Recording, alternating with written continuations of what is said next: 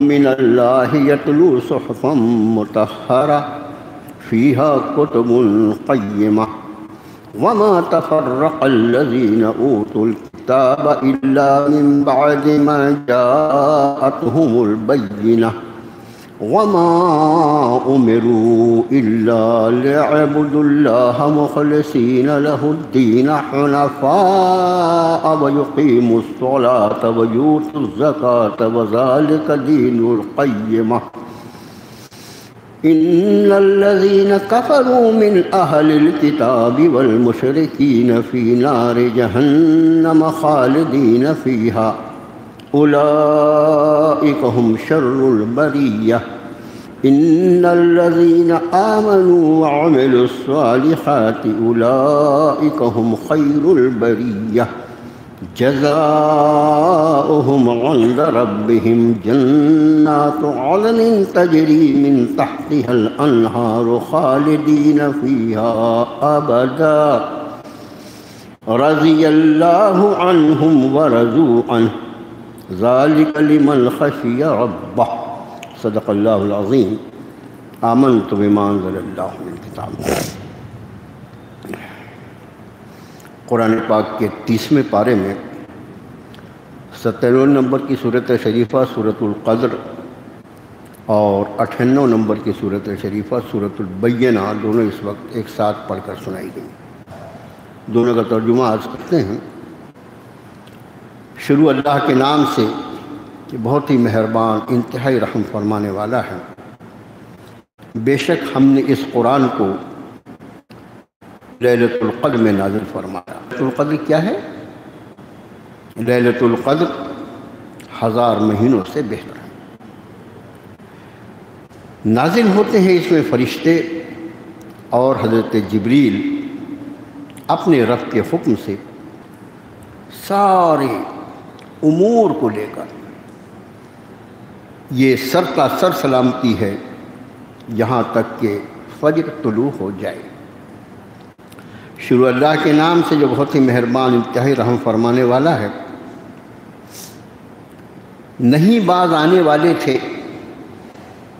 اہل کتاب کفر کرنے والے اور مشرکوں میں سے، یہاں تک کہ آ جاتی ان کے پاس ایک کھلی دلیل، ایک رسول اللہ کی طرف سے جو ان پر تلاوت فرماتے صحف مطہرہ پاکیزہ کلام کو، جس میں مضبوط بندوبست والے مضامین ہیں، اور نہیں تفرقہ کیا آپس میں ان لوگوں نے جنہیں کتاب دی گئی تھی، مگر بعد اس کے کہ ان کے پاس واضح دلیل آ چکی تھی، اور نہیں حکم دیا گیا تھا انہیں مگر اس کا کہ وہ بندگی کریں اللہ کی خالص کر کے، اس کے لیے دین کو یکسو ہو کر اور قائم کرتے رہیں نماز اور ادا کرتے رہے زکوٰۃ،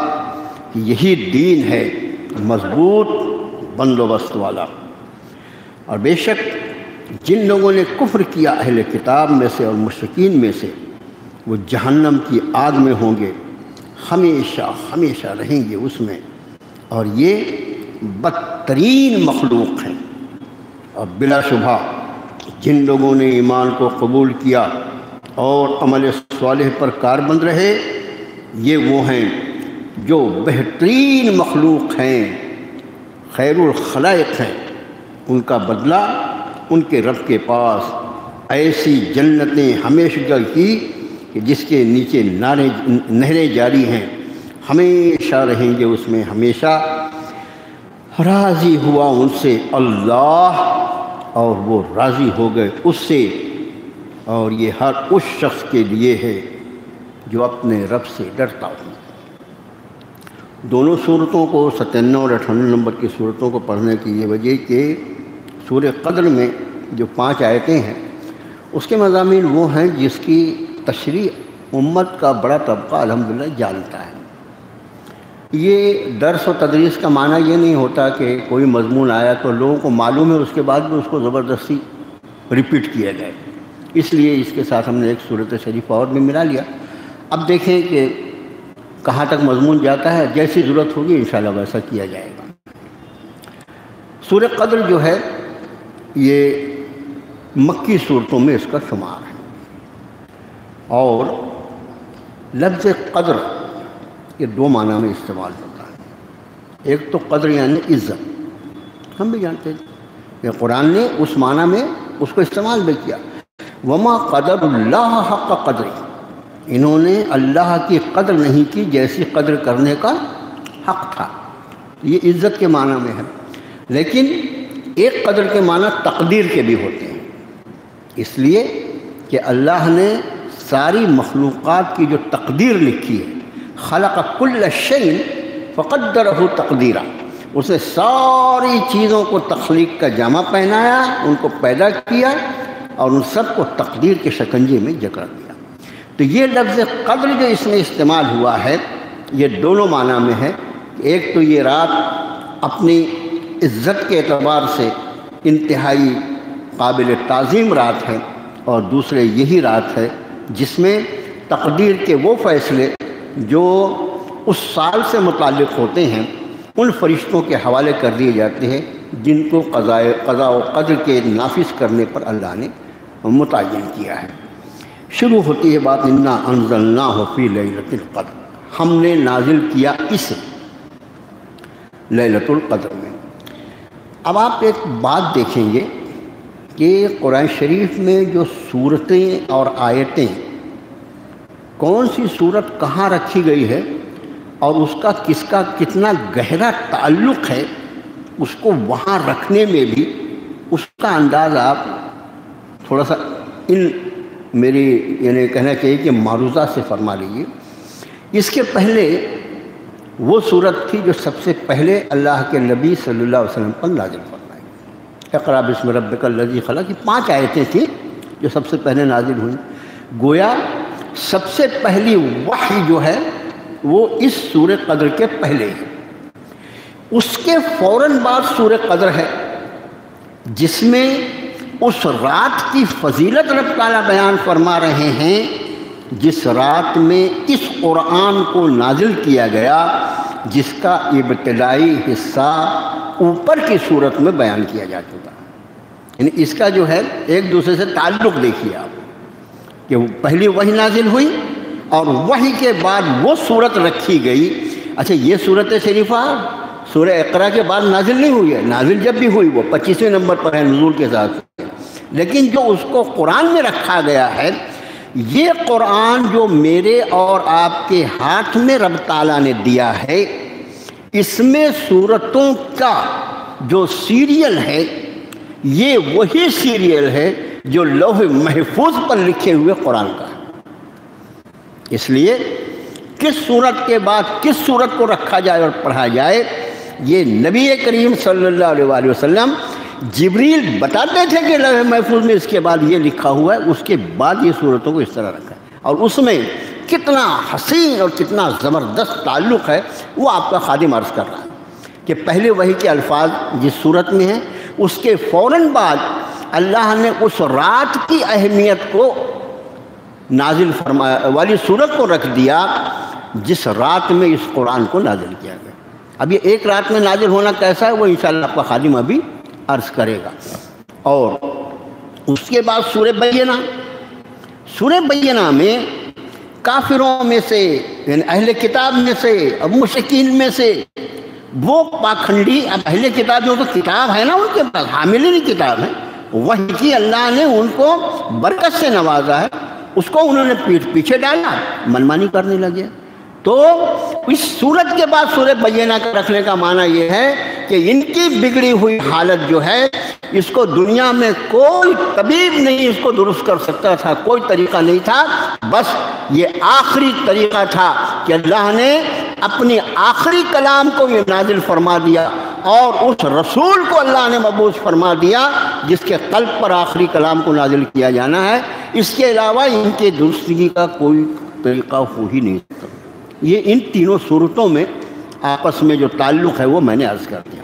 وَمَا إِنَّا أَنزَلْنَاهُ فِي لَيْلَةِ الْقَدْرِ، ہم نے اس کو عزت والی رات میں نازل کیا یا قدر والی رات میں نازل کیا۔ یہ تو ساری دنیا جانتی ہے کہ قرآن پاک جو ہے وہ 23 سال کی طویل مدت میں تھوڑا کر کے آپ صلی اللہ علیہ وسلم پہ نازل فرمایا گیا ہے۔ یہ رب تعالیٰ فرما رہے ہیں ہم نے اس کو ایک رات میں نازل فرمایا۔ مفسرین نے اس کی دو طرح سے تفسیر ہے، دونوں کو آپ یاد رکھیے گا۔ ایک تو جو سب سے پہلی وحی نازل ہوئی تھی سورہ علق کی ابتدائی آیتیں غار حرا میں، وہ رات بھی رمضان کی کوئی رات تھی، اور یہ بھی کہہ سکتے ہیں کہ وہ رات وہ تھی جو لیلۃ القدر تھی، یعنی رمضان کی وہ رات تھی جو لیلۃ القدر تھی، جس میں سب سے پہلی وحی آپ صلی اللہ علیہ وسلم پر حضرت جبریل کے ذریعے بھیجی گئی۔ ایک یہ اس کی تشریح ہے اور بالکل دل کو لگتی بات ہے۔ دوسری بات، جیسا ابھی میں نے درمیان میں عرض کیا کہ قرآن کا اصل مقام جو ہے بل ہوا قرآن مجید فی لوح محفوظ، یہ قرآن تو لوح محفوظ میں لکھا ہے۔ لوح محفوظ کا لفظی ترجمہ ہوتا ہے لوح یعنی تختی یا تختہ، محفوظ یعنی جو پوری طرح حفاظت میں ہو۔ یہ لوح محفوظ وہ جگہ ہے، وہ تختہ ہے جس پر اللہ نے پوری کائنات کی تقدیر کو لکھا، پوری کائنات کی، انسان کی نہیں، پوری کائنات کی تقدیر کو اللہ نے جس تخت پر لکھ رکھا ہے وہ لوح ہے۔ اللہ ہی اس کی حقیقت جانتا ہے وہ کیا، اور اسی پر قرآن بھی اللہ نے سب فرما رکھا۔ تو اس لوح محفوظ پر جو پورا قرآن لکھا ہوا ہے، اب وہ کیسا لکھا ہوا ہے؟ اسی طرح سورہ فاتحہ سے پھر سورہ بقرہ، پھر سورہ آل عمران، پھر سورہ نساء، پھر سورہ مائدہ، پھر سورہ انعام، پھر سورۃ الاعراف، پھر سورہ انفال، پھر سورہ توبہ۔ اب 114 صورتیں نہیں گنواؤں گا میں، 2-4 صورتیں جتنی اللہ نے یاد دلائی تو آپ بولے پوری 114 گنواتے جائیے، وہاں سے لے کر آخری میں سورۃ الناس اسی طرح لکھا ہوا ہے۔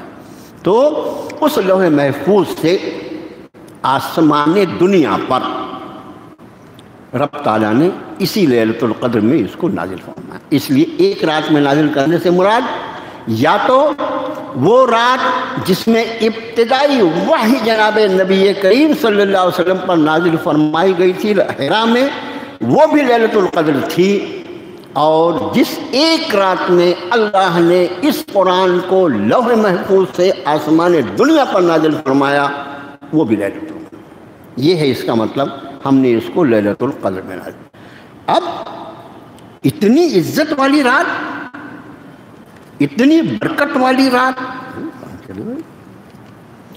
کہ جس کو اللہ نے قرآن کے نزول کے لیے قبول فرمایا وما ادراک ما لیلۃ القدر، یہ لیلۃ القدر تمہیں کچھ معلوم ہے کیا ہے؟ کیا ہے؟ کتنی عظمت والی رات ہے؟ فرمایا لیلۃ القدر خیر من الف شہر، یہ رات 1000 مہینوں سے بہتر ہے۔ اب وہ 1000 مہینوں کا جو لوگ 12 سے اس کو تقسیم کر کے سال اور مہینے بنا کے وہ کچھ مناسب نہ، خیر کا لفظ استعمال ہوا نا، 1000 مہینوں سے بہتر ہے۔ اس رات میں عبادت کا کرنا، اللہ کی بارگاہ میں کھڑا رہنا، اس میں شب بیداری کرنا، اس میں دعائیں کرنا، بخاری شریف کی مشہور روایت ہے۔ آپ قریب آ جائیں، سب لوگ قریب آ جائیں، سب لوگ قریب آ جائیں بھائی، بعد میں آ بھی جائے تو بھی قریب سنیے، زیادہ اچھا رہے گا۔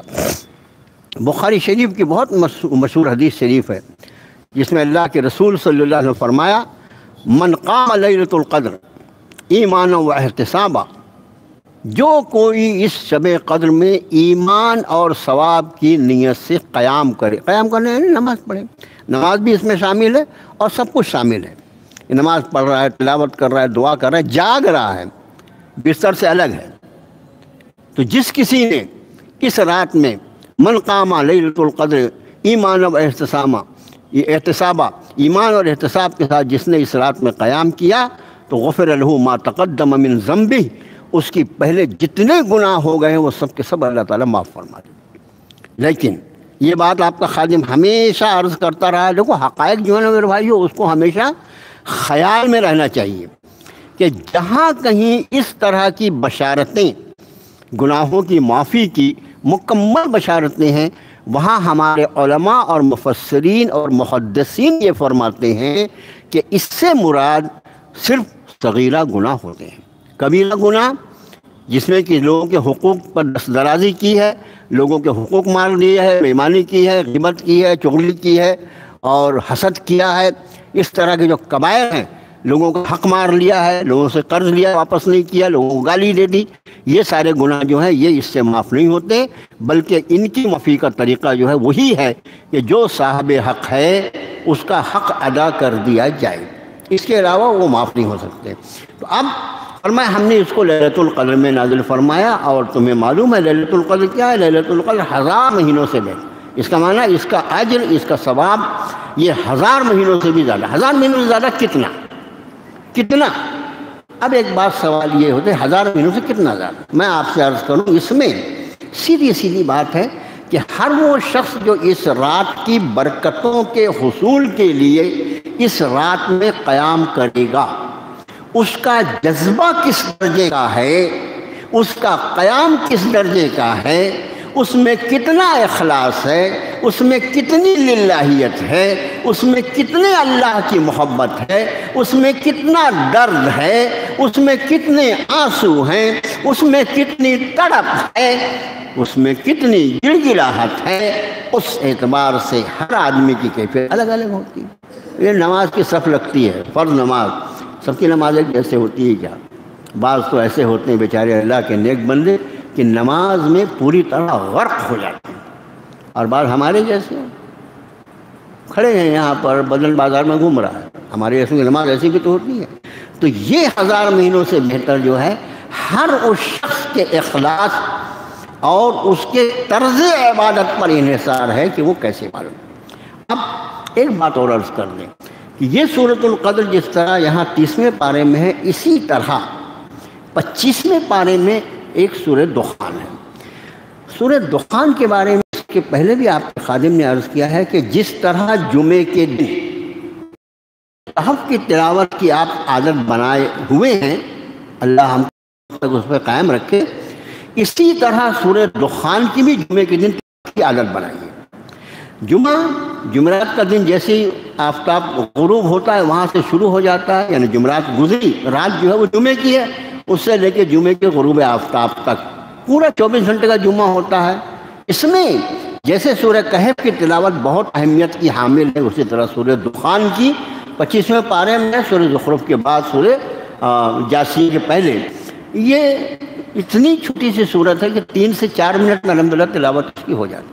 لیکن حدیث شریف میں ہے کہ جو کوئی جمعے کے رات یا دن میں اس صورت شریفہ کی تلاوت کرے گا، اللہ تعالیٰ اس کے لیے جنت میں محل بنائیں گے۔ ہم کیا چاہیے؟ بہت آسان نہیں ہے۔ بہرحال اس سورہ دخان کے ابتدائی حصے میں بھی اس لیلۃ القدر کا تذکرہ ہے۔ رب نے فرمایا کہ ہم نے اس قرآن کو نازل فرمایا اس رات میں لیلۃ مبارکہ، اس کو لیلۃ مبارکہ، مبارک برکت والی کا، انا انزلناہ فی لیلۃ مبارکہ انا کنا منذرین فیہا یفرق کل امر حکیم۔ ہم نے اس کو ایک برکت والی رات میں، یہاں پر اس فرمایا وہاں برکت والی رات، مطلب لیلۃ القدر کے کیا 2 نام ہیں قرآن میں، اس کے 2 نام ہیں، ایک لیلۃ القدر اور ایک لیلۃ المبارکہ۔ انا انزلناہ فی لیلۃ مبارکہ انا کنا منذرین، اس لیے کہ ہم اس قرآن کے ذریعے لوگوں کو آگاہ کر دینا چاہتے تھے۔ فیہا یفرق کل امر حکیم، اور اس رات میں سارے حکمت والے کام تقسیم کر دیے جاتے ہیں۔ جو آپ سے عرض کیا آپ کے خادم نے، یہ ہے تقدیر کے فیصلے، پورے سال میں جو کچھ ہونے والا ہے، جو لکھی ہوئی تقدیر ہے لوح محفوظ پر، اس کا وہ حصہ جو اس لیلۃ المبارکہ سے اگلی لیلۃ المبارکہ تک ہے، اس کو فرشتوں کے حوالے کا، اس لیے فیہا یفرق کل امر حکیم، ہر حکمت والے کام یعنی اللہ کے جو فیصلے اس کائنات میں نازل ہوتے ہیں اس میں بہرحال حکمتیں پوشیدہ ہوتی ہیں۔ وہ ذات العزیز الحکیم ہے، وہ اس کا کوئی فیصلہ، کوئی امر جو ہے وہ حکمت سے خالی نہیں ہوتا۔ اس لیے کل امر حکیم سے مراد سارے کے سارے کام، یہاں تک کہ اگر اللہ کسی قوم کو تباہ اور ہلاک کرنے کا فیصلہ فرماتے ہیں وہ بھی حکمتوں سے بھرا ہوا۔ اللہ کی حکمتیں ہر کام میں، ان کے ہر فیصلے میں ہوتی ہیں، ان کا ہر کام حکیمانہ ہوتا ہے۔ ہم اپنی جہالت کی وجہ سے، اپنی نادانی کی وجہ سے انکار کرنا، ایسا کیوں ہوا؟ اگر 2 سال 2.5 سال اگر کرونا کال رہتا ہے، نہ جانے کتنی حکمتیں ہوں گی اس میں بھی، لیکن ان حکمتوں کو تو وہ جانے۔ ہمیں جتنا اللہ کی طرف متوجہ ہونا چاہیے تھا کوئی فرق نہیں پڑا۔ مسجدیں بند تھیں، رمضان آئے، نہ رمضان میں سحر افطار کا پتہ ہے، نہ تراویح کا پتہ ہے، نماز عید کا پتہ ہے، کچھ نہیں، مگر امت اپنی راتوں کو اللہ کے سامنے گڑ گڑا کر نہیں، بلکہ کیرم بورڈ کے اوپر اپنی انگلیاں تھرکا کر انہوں نے راتیں گزاری ہیں۔ امت کا بڑا حصہ اب اس میں وہ خوش نصیب لوگ بھی ہیں الحمدللہ جنہوں نے راتوں میں جب نمازیں مسجدوں میں نہیں ہو رہی تھی اپنے گھروں میں جماعتیں کی، اپنے گھروں میں نمازیں ادا کی، وہ قابل مبارکباد ہیں، لیکن ہیں کتنے؟ ان کا پرسنٹیج دیکھا جائے تو بہت ہی کم۔ اب اس آیت کی صورت شریفہ کی طرح فرمایا خیر من الف شہر، یہ 1000 مہینوں سے زیادہ بہتر ہے۔ تنزل الملائکۃ والروح فیہا بإذن ربہم من کل امر، اترتے ہیں فرشتے اور روح۔ اب یہ روح لفظ جو اس میں استعمال ہوا نا، الروح، اس کے تفسیر اور اس کی تشریح میں بہت سارے اقوال ہیں، لیکن ہمارے جیسا چھوٹا سا آدمی، میرے جیسا جاہل آدمی، وہ 30-40 قول کہاں سے یاد رہیں گے؟ اور ضرورت کیا اتنے قول؟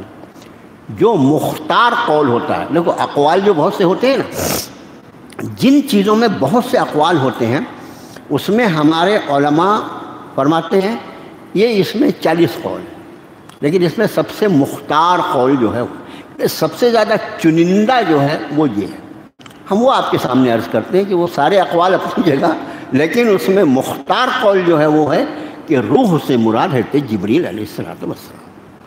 ان کو اللہ تعالیٰ نے، ابھی یہ اتفاق ہے کہ ہمارے امام محترم نے جو آیت شریفہ پڑھی نماز میں مغرب کی، یوم یقوم الروح والملائکہ، یہ آیت پڑھی نا ابھی امام صاحب نے، جس دن کہ کھڑے ہوں گے حضرت روح اور سارے فرشتے۔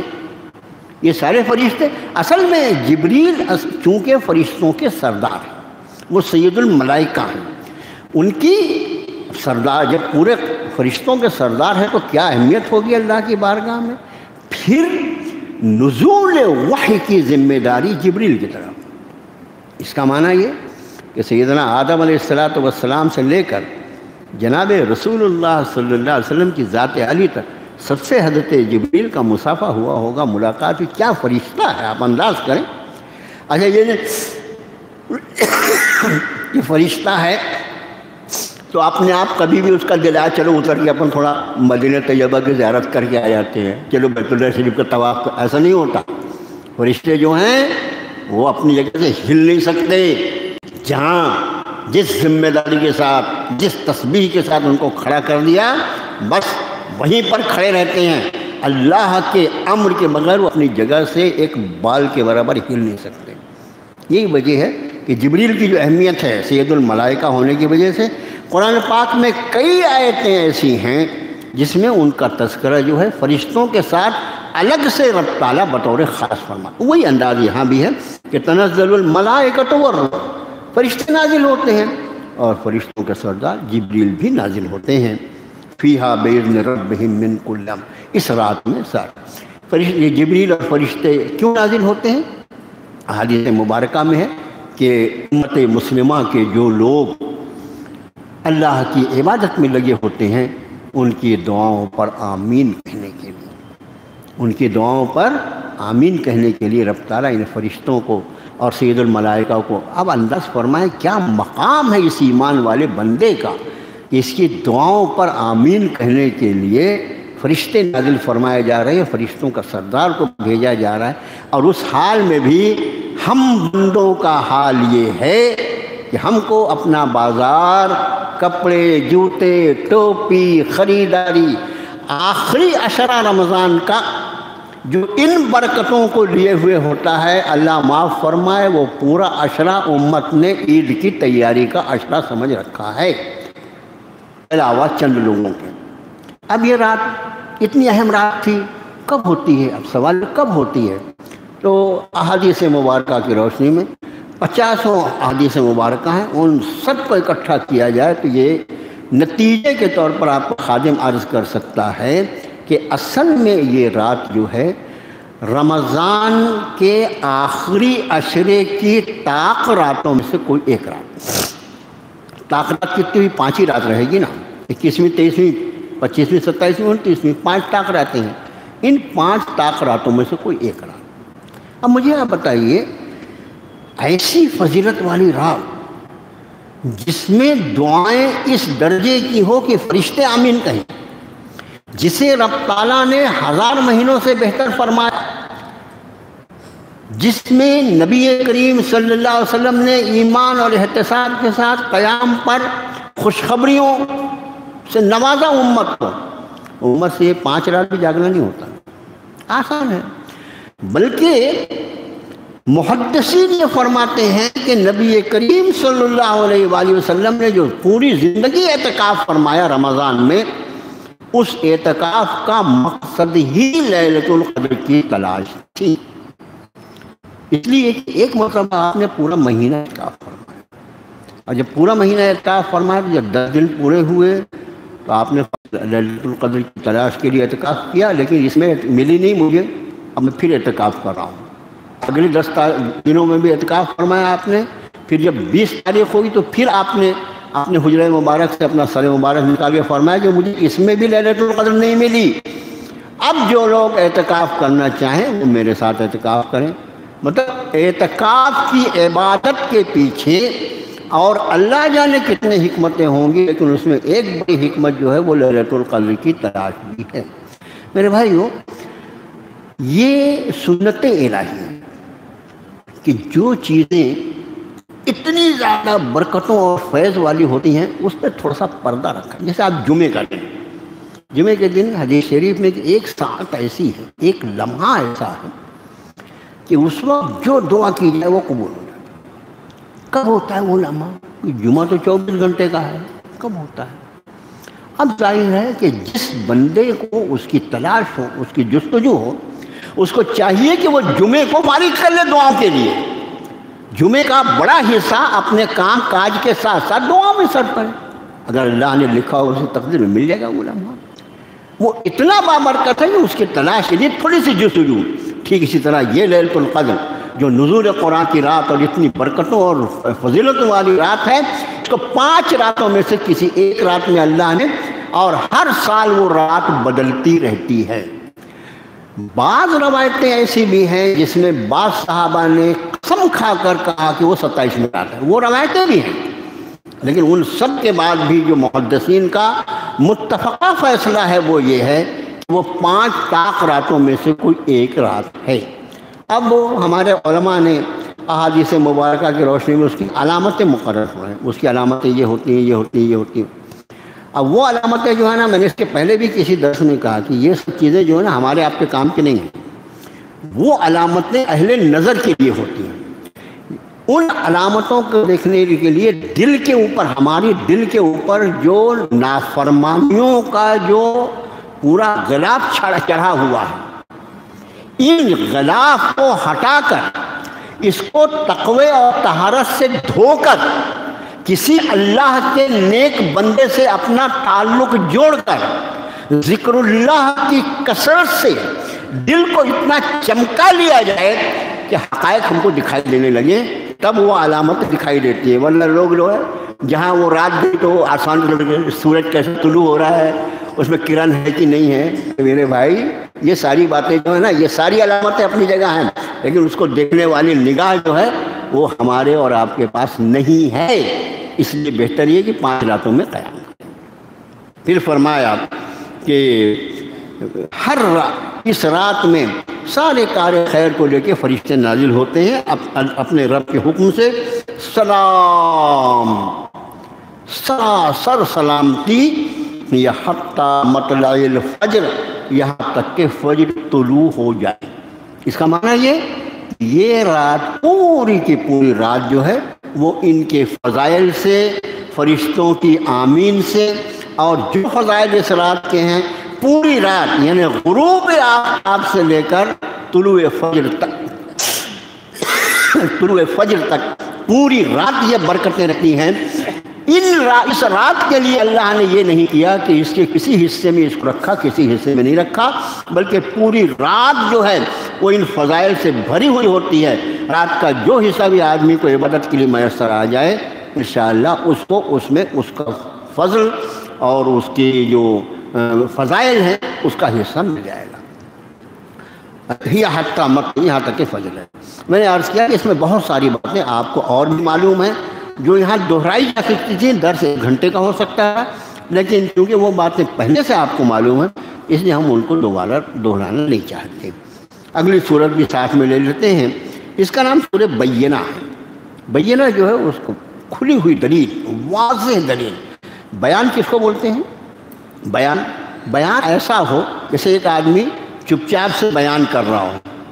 ممکن ہے کیا چپ چاپ سے بیان کر؟ بیان وہ بیٹھا ہوا ہے، شیخ بیٹھے ہوئے ہیں، کیا ہو رہا ہے؟ بیان ہو رہا ہے. آپ بھی دیکھ رہے ہیں ان کا منہ، کیا ہو رہا ہے؟ بیان ہو رہا ہے. بیان ہے، چپ چاپ بیٹھے ہیں.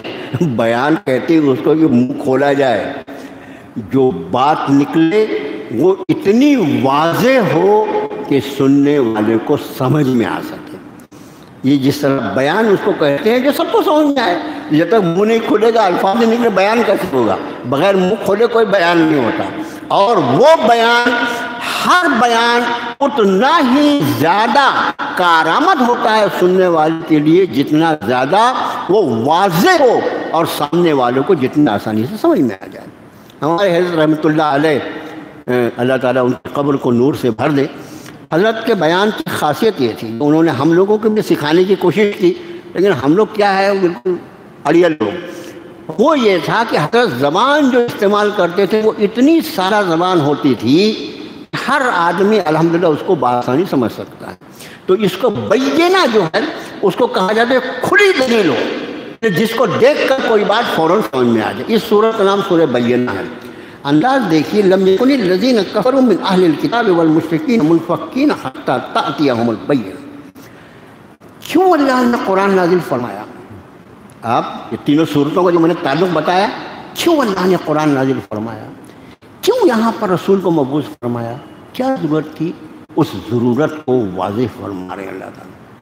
پہلی صورت سورہ اقرا، وحی کے الفاظ. سورہ قدر، اس رات کی قدر اور منزلت جس میں اللہ نے اس کو نازل فرمایا. اور اب اس صورت میں اس کی وجہ کہ کیا وجہ ہے جو اللہ نے اپنے آخری رسول پر اپنے آخری کلام کو نازل فرمانے کا فیصلہ فرمایا. اس کی وجہ یہ ہے کہ لم یکن الذین کفروا من اہل الکتاب. یہ لفظ کفروا من اہل الکتاب، جن لوگوں نے کفر کیا اہل کتاب میں سے. یہاں پر اہل کتاب کے بارے میں بات یاد رہے آپ کو. یہ مشرکین کا لفظ قرآن شریف میں عام ہے، کافرین کا لفظ عام ہے، لیکن وہ دو گروہ جو یہود اور نصارہ تھے ان کو ان کے مشرکانہ عقائد کے بعد بھی، ان کے مشرکانہ عقائد کو قرآن نے واضح فرما دیا کیا ہونا چاہیے کیا نہیں، اس کے بعد بھی ان کو اللہ تعالیٰ اہل کتاب کہہ کے خطاب فرماتا. یعنی یہ شرم دلانے کے لیے اس سے زیادہ مؤثر طریقہ نہیں ہو سکتا. میں آپ سے عرض کروں کہ میں اور آپ، ہمیں اللہ نے اس آخری کتاب کا اپنے فضل و کرم سے امین بنا. پوری امت مسلمہ، پوری امت مسلمہ اللہ کی آخری کتاب کی امین ہے. اس کا امانت کس کو کہتے ہیں؟ امانت کہتے ہیں جو امانت ہمارے حوالے کی گئی ہے اس کے حقوق کو ادا کیا جائے، اس کو محفوظ رکھا جائے، اس کو محفوظ رکھنے کے لیے جو جو طریقے ضروری ہیں ان سب کو اختیار کیا جائے، اور اگر وہ عمل کرنے والی باتیں ہیں تو اس پر پوری طرح عمل کیا جائے۔ ٹھیک ہے، یہ امانت کا حق ہے۔ اس امانت کو اللہ نے اس امت کے حوالے کیا۔ اب کوئی ہمیں اگر یہ کہے کہ تم قرآن کے امین ہونے کے بعد یہ حرکت کرتے ہو، جیسے فرض کیجئے ہم نے کسی کی امانت رکھی اور کھا گئے، ڈکار گئے۔ بعض تو ڈکار بھی نہیں لیتے، امانت کو ایسا ہضم کر جاتے ہیں، مان لیں ایسا ہاضمہ رہتا، ڈکار گئے کسی کی امانت، یا کسی سے وعدہ کیا، وعدہ خلافی کر گئے، معاملہ کیا، معاملے میں بدجانتی کیا۔ اس کہنے والے نے اگر یہ کہا کہ تم قرآن کے امین ہونے کے بعد ایسی حرکت کرتے ہو، تو میرا خیال ہے اگر ہم میں ذرا شرم اور غیرت ہوگی تو ہم کو زمین میں گڑ جانا چاہیے۔ کیا کہہ دیا اس نے! اس سے بڑھ کر میرے لیے مجھے تھرا دینے والی کوئی چیز نہیں ہو سکتی۔ اس نے مجھے میری کتاب کو یاد دلا دیا۔ اس کتاب کے رہنے کے بعد تجھے تو یہ بات زیب نہیں دیتی تھی، باقی ساری قومیں زمین پہ جو رہ رہی تھیں ان میں سے کوئی یہ کرتا تو چل جاتا، لیکن تو آخری کتاب کا امین ہو کر یہ حرکت کر رہا تو شرم آئی ہے۔ یہ انداز ہے کہ اہل کتاب ہو کے بھی کفر کرے، اہل کتاب ہو کے بھی شرک کرے۔ میرے بھائیو، کتاب جو ہے وہ ہمیشہ نبی پہ نازل ہوتی ہے، اور سارے انبیاء کی دعوت کا جو خلاصہ ہے وہ وہی ہے جو اس قرآن کا خلاصے میں ہے۔ عقیدہ توحید، عقیدہ رسالت، عقیدہ آخرت، یہ تین ہی چیز ہر نبی کی تعلیم کا خاصہ رہا ہے، اور نبی آخر جناب رسول اللہ صلی اللہ علیہ وسلم کی تعلیم کا بھی یہ خاصہ ہے۔ تو فرمایا کہ وہ اہل کتاب میں سے کفر کرنے والے اور مشرکین میں جو کفر کا رویہ اختیار کیے ہوئے تھے، منفقین، وہ نئی باز آنے والے تھے، انہیں ان کی ان بری عادتوں سے نجات نہیں دے سکتی تھی، حتیٰ تأتیہم البینہ، یہاں تک کہ ان پر ایک واضح دلیل اور ایک واضح نشانی ان کے پاس آ جائے۔ کون سی ہو واضح نشانی؟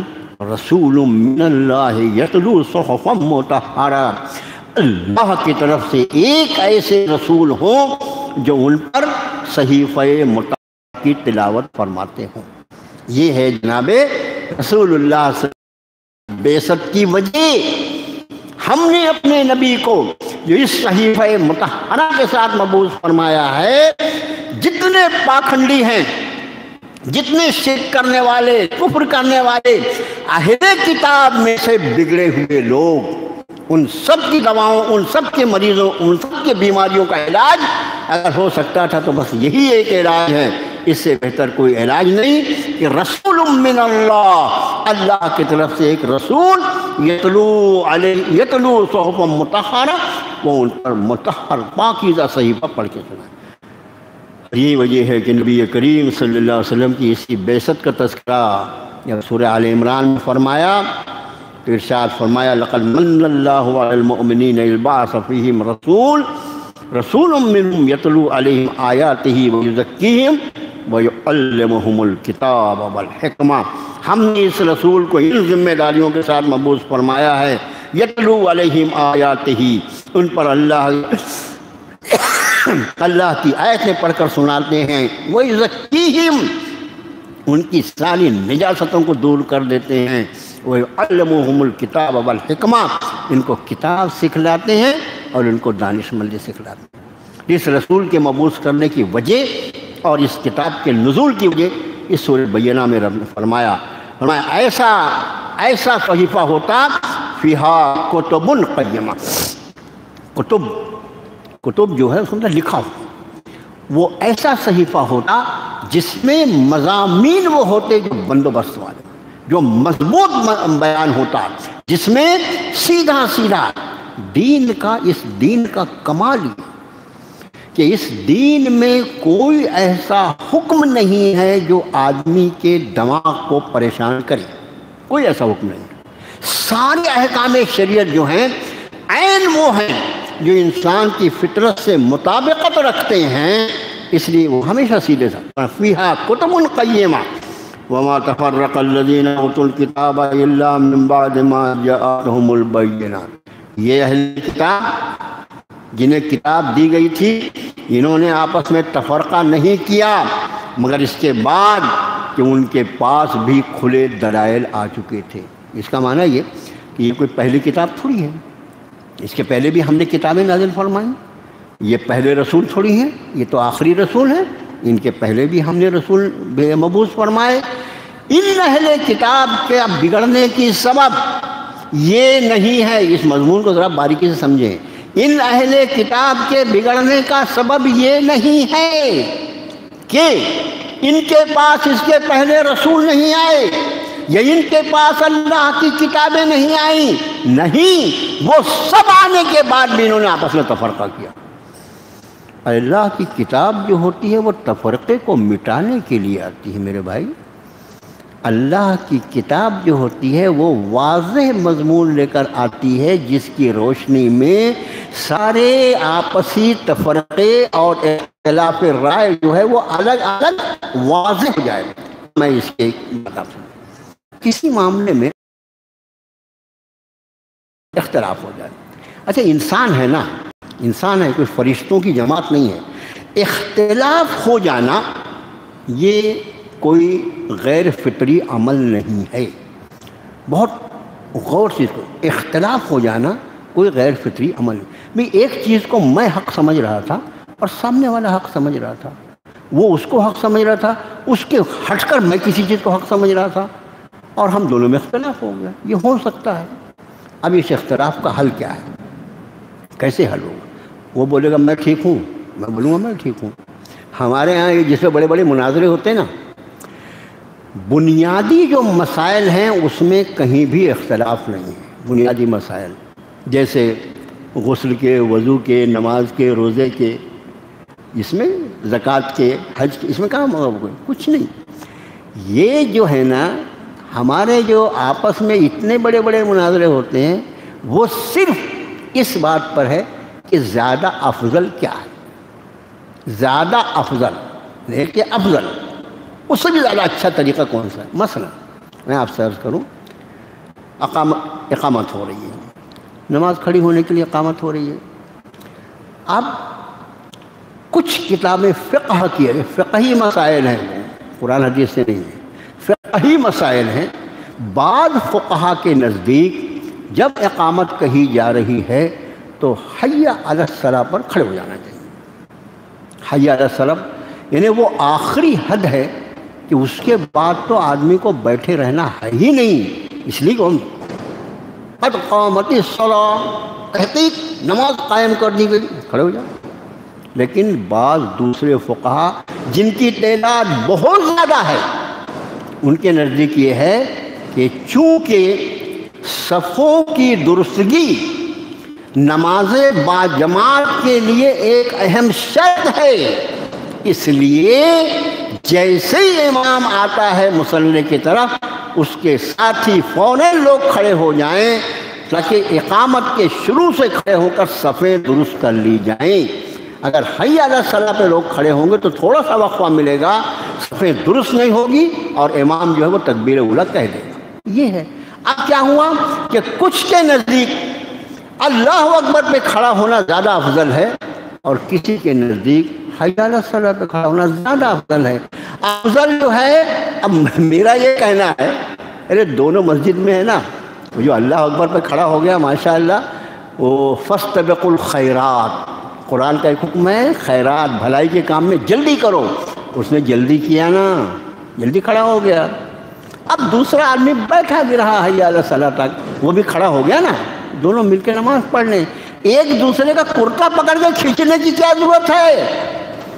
اور اگر ہم ایک دوسرے کا دامن دستوں گریباں ہوں گے، اس شخص کے بارے میں کب ہم سوچیں گے جو نماز ختم ہونے تک اپنے گھر سے نکلے ہی نہیں، وہ کب کھڑا ہوگا نماز کے لیے؟ تو یہ سارے مسائل جو ہیں نا، اب یہاں پر جو بات آپ کا خادم عرض کر رہا تھا وہ یہ ہے کہ ایک چیز میں اختلاف ہو گیا، اختلاف حل کیسے ہوگا؟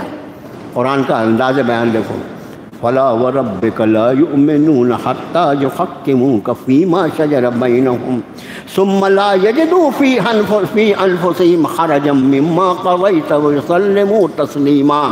قسم ہے نبی صلی اللہ علیہ وسلم، آپ کے رب کی قسم، سورہ نساء کی آیت ہے، قسم نبی صلی اللہ علیہ وسلم، فلا و ربک، یہ لا جو ہوتا ہے نا، جیسے وا قسم کے لیے ہوتا ہے، تا قسم کے لیے ہوتا ہے، جیسے واللہ کا مطلب قسم اللہ کی، ویسے تاللہ کا مطلب بھی قسم اللہ کی، اسی طرح یہ لا جو ہے یہ بھی قسم کے لیے ہے۔ فلا و ربک، قسم ہے نبی صلی اللہ علیہ وسلم آپ کے پروردگار کی قسم کہ اس وقت تک مومن نہیں ہو سکتے حتیٰ یحکموک فیما شجر بینہم، یہاں تک کہ آپ کی ذات عالی کو وہ اپنے اختلافات میں اپنا حکم نہ بنا لیں، حتیٰ یحکموک، یہاں تک کہ وہ حکم بنا لیں آپ کو۔ یہ بات کا جو ہے کس کے لیے ہے؟ ضمیر نبی کریم صلی اللہ علیہ وسلم کی، یہاں تک کہ وہ آپ کو اپنا حکم نہ بنا لیں ان چیزوں میں جس میں ان کا آپس میں اختلاف ہے، اور صرف حکم بنانے سے کام نہیں چلے گا۔ حتیٰ یحکموک فیما شجر بینہم ثم لا یجدوا فی انفسہم حرجا، پھر اپنے دل میں کوئی حرج، کوئی تنگی نہ پائیں اس پر جو آپ نے فیصلہ فرما دیا، اور اس کو بغیر دیکھی کہ وہ قبول نہ کر لیں۔ اب مجھے بتاؤ، جس امت کے پاس ایک ایسے نبی کی ذات موجود ہو جو سارے اختلافی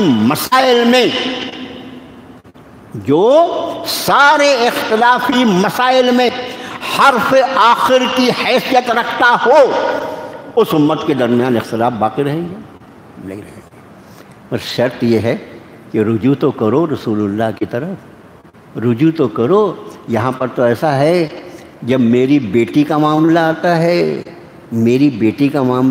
ہے تو پھر مجھے کورٹ کچہری دکھائی دیتی ہے، اور جب میری بہو کا معاملہ آتا ہے تو پھر میں ان کو مشورہ دیتا ہوں کہ شرعی عدالت میں چلے جاؤ، شرعی حل کہلوا لیا جائے۔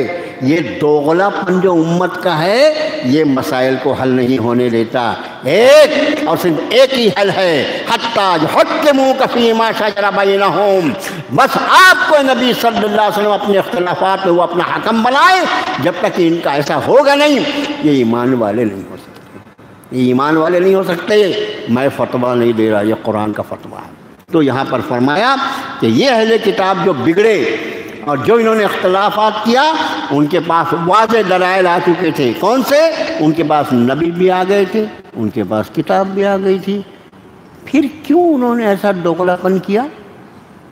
کیوں کیا؟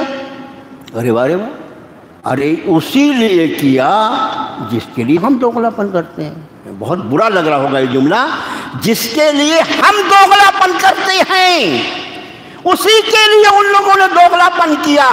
ہم کو معلوم ہے کہ ہم حق پر نہیں ہیں، ہم کو معلوم ہے کہ ہم ظالم ہیں، ہم کو معلوم ہے کہ ہم نے حق کو دبایا، ہم کو معلوم ہے کہ قرآن اور حدیث کی روشنی میں ہمارا جرم ہم پر عائد کر دیا جائے گا، ساری دنیا میں ہماری چوری کھل جائے گی۔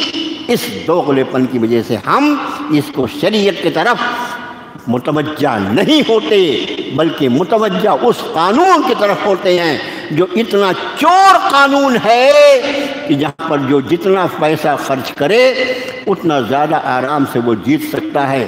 کتنا بھی بڑا حقدار کا حق ہو اور کوئی شخص مار لے، اگر وہ چاہے اور پیسہ خرچ کرے تو اس قانون میں اتنا لوچ ہے، وہ اللہ کا قانون نہیں ہے، وہ چوروں کا بنایا ہوا قانون چوروں کے لیے ہے۔ اس میں اتنا لوچ ہے کہ آپ جتنا if and but پیدا کرنا چاہے کر سکتے ہیں، پیسہ خرچ کرتے رہو، سامنے والے کو پریشان کرتے رہو۔ مثلاً اور واضح طور پر میرے بھائی، اب ایسا لگتا ہے کہ زندگی کی شام قریب ہے کہ واضح طور پر کہوں، آپ نے مجھے ایک مکان کرائے پر دیا، ٹھیک ہے، کرائے پر دیا، آپ نے احسان کیا نا۔ 10 سال کے بعد آپ کو لگا کہ بھئی اس مکان کو مولانا خالی کر دیجئے، آپ آئے مولانا خالی، میرا کام کیا ہے؟ شریعت کا فیصلہ کیا ہے؟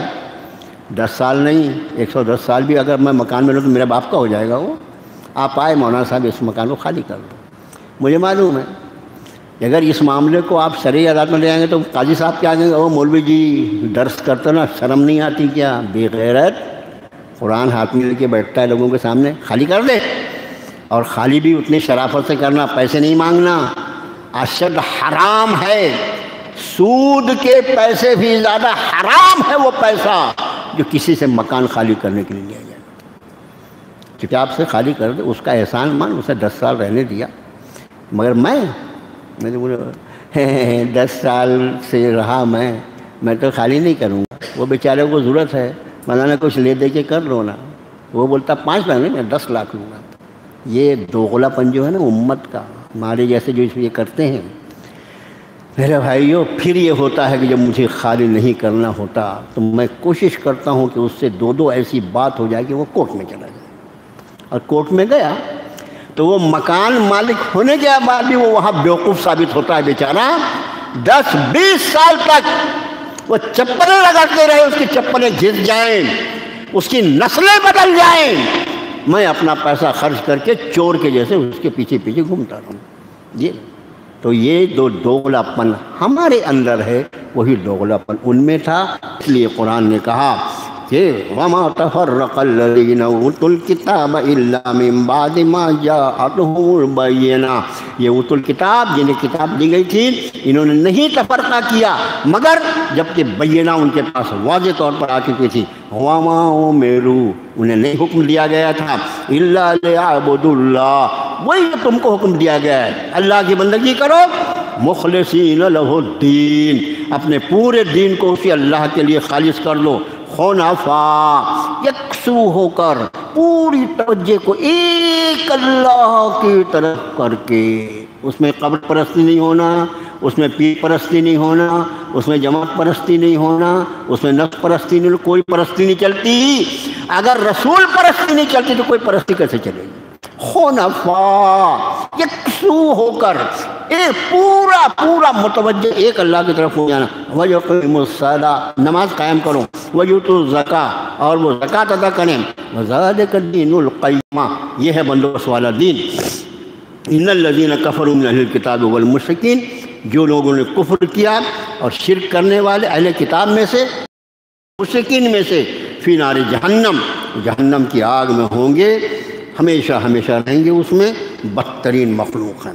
اور بے شک جن لوگوں نے ایمان کو قبول کیا، عمل صالح کیا، یہ لوگ بہترین مخلوق ہیں، ان کا بدلہ ان کے رب کے پاس